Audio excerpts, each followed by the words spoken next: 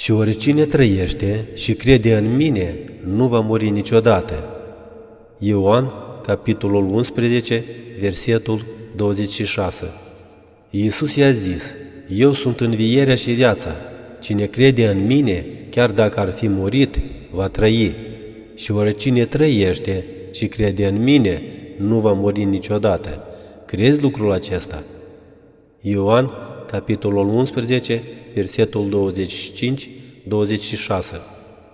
Crezi ceea ce a spus Iisus? Iisus nu a rostit aceste cuvinte ca o metaforă sau o pildă. El vorbea într-un context real, cu oameni reali, în fața mormântului lui Lazar.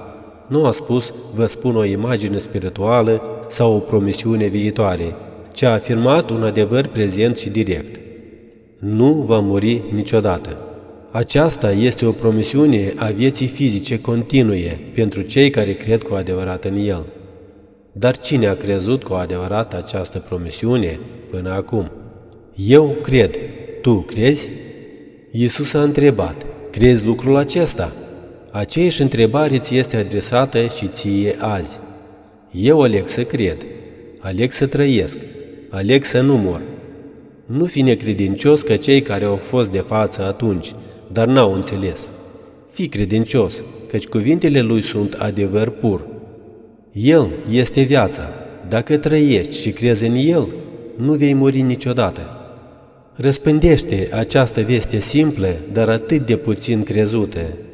Iisus a promis viață fără moarte chiar acum,